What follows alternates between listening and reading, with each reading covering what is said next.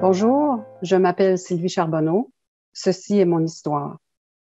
J'ai la chance d'être la maman de deux magnifiques enfants qui sont maintenant des adultes, qui ont été de très bons enfants. Mon mari et moi, on a constamment dit qu'on était chanceux d'avoir des enfants en santé, qui ont été beaucoup impliqués dans le sport, deux nageurs, qui ont fait de la compétition d'assez haut niveau, donc qui ont passé beaucoup de temps en piscine et très peu de temps dans les discothèques, dans les bars, vraiment de très, très bons enfants. Je suis pas en train de dire que les enfants qui sont dans les bars, les discothèques sont pas des bons enfants, mais on n'a pas eu beaucoup de difficultés à l'adolescence. Et puis un jour, notre garçon qui était rendu à l'université est arrivé à la maison en nous disant Papa, maman, j'ai une mauvaise nouvelle. J'ai eu un épisode de haute pression à l'université. On a dû me conduire à l'hôpital d'urgence et on suspecte une possibilité de fonctionnement des reins qui est au ralenti. Évidemment, quand on est un grand ado, un jeune adulte, on pense qu'on est un peu invincible. Alors, et la maladie rénale, c'est une maladie qui est silencieuse. Alors, il y a très, très peu de symptômes. Parfois, effectivement, ça débute avec un peu de haute pression. Alors, la vie a continué pendant quelques années. Et un jour, Benoît s'est retrouvé à l'urgence. Et là, il était plus mal en point. On lui a fait des tests pour finalement réaliser que sa fonction rénale était maintenant à 25%. Donc, avant ça, très, très peu de symptômes. Comme je le disais tantôt, la maladie rénale, c'est une maladie silencieuse et souvent, quand on découvre qu'on est atteint d'une maladie rénale, il est souvent très tard dans le processus. Alors, à ce moment-là, il a été suivi par un néphrologue. Il a dû suivre une diète extrêmement sévère. Ça a été très stressant pour lui parce que chaque fois qu'il mangeait, il devait s'assurer que les aliments qui étaient dans son assiette n'étaient pas trop empreints de phosphore, de phosphate, de potassium, de sodium.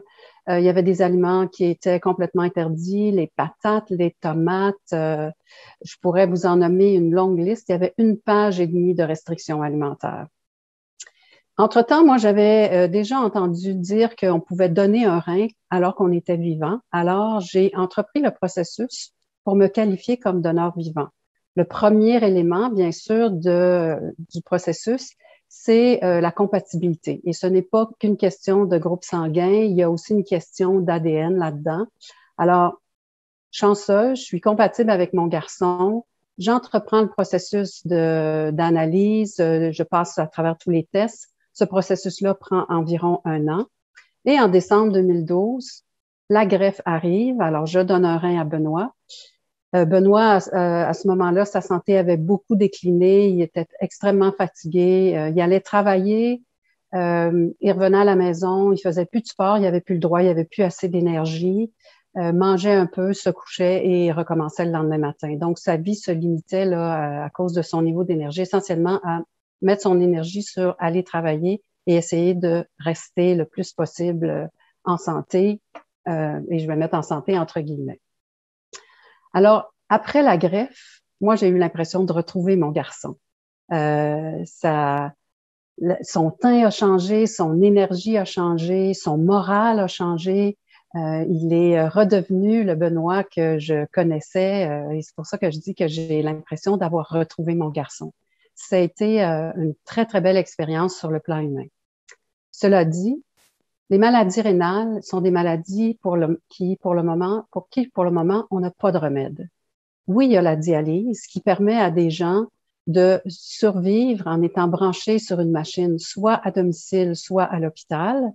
À domicile toutes les nuits pendant 8 heures, à l'hôpital 3 fois par semaine à raison de 4 heures par semaine. Alors, ça hypothèque grandement la qualité de vie, grandement tout le rythme de vie autour de soi. Et la greffe, c'est probablement une très bonne option, c'est probablement la meilleure option, sauf que c'est pas tout le monde qui peut se qualifier pour une greffe. Il y a des critères, il faut que le receveur soit en très bonne santé, il faut trouver un donneur, évidemment. Et donc, et la greffe, ce n'est pas éternel. La majorité des gens vont garder une greffe d'un don d'une personne décédée, en moyenne 15 ans, et d'un don vivant, d'une personne vivante, en moyenne 20 ans. Dans notre cas, malheureusement, Benoît a gardé le rein pendant 8 ans et il est maintenant en rejet chronique, ce qui signifie que il a commencé à développer des anticorps qui rejettent le rein que je lui ai donné. Alors, ce rein-là est en train de se faire détruire par les anticorps, si je peux m'exprimer ainsi, et donc il fonctionne à peu près plus. Et Benoît a donc dû entamer des traitements de dialyse. Alors, il est maintenant en dialyse péritoniale, dialyse à domicile. Il fait sa dialyse toutes les nuits. Ça prend au minimum 8 heures. Il peut voyager, mais très peu parce qu'il y a un équipement entraîné, il y a du matériel à se faire livrer où on s'en va. Et il est toujours sur une diète extrêmement sévère.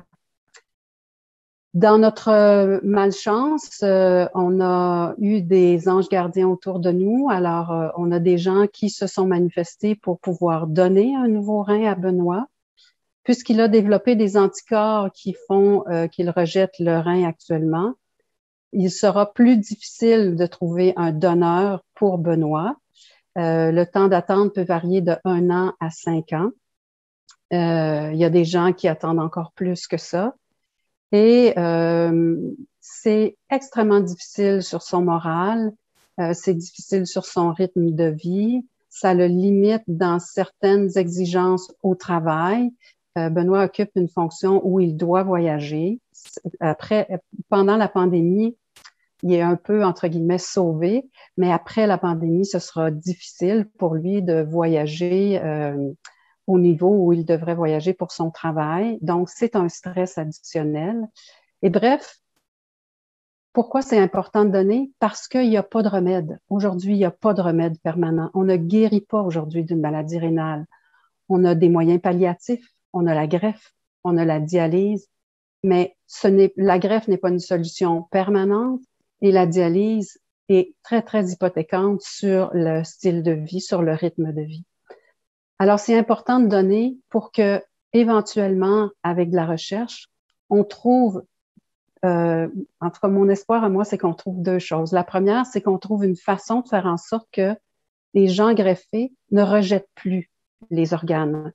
Ces gens-là prennent une tonne de médicaments tous les jours, des médicaments qui sont extrêmement forts, qui ont des effets secondaires.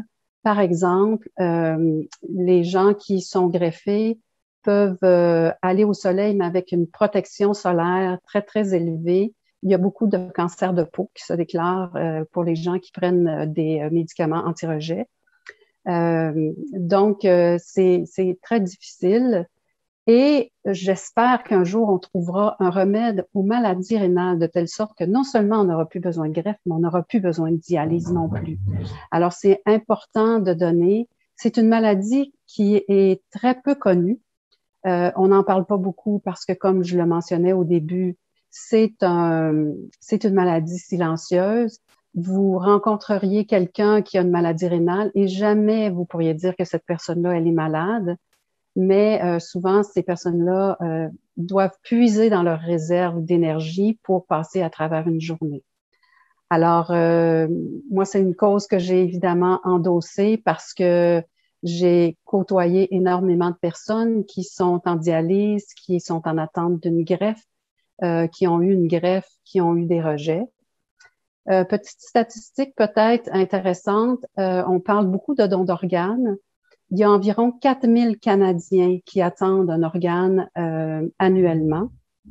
Pendant la pandémie, les greffes ont été au ralenti, donc ce nombre-là a probablement augmenté. Et sur les 4000 personnes, 75 à 80% sont des gens qui attendent un rein. Alors, imaginez si on était capable, avec la recherche, de trouver une solution aux maladies rénales, à quel point on aurait beaucoup d'espoir et on diminuerait la liste d'attente des gens qui sont en attente d'une greffe. Alors, voilà, ceci est mon histoire. Je tiens à remercier la Fondation du Rein, Partenaires Santé, et je tiens surtout à vous remercier, vous, pour votre générosité. Avec vos dons, nous aurons la chance d'avoir un Canada plus sain. Merci.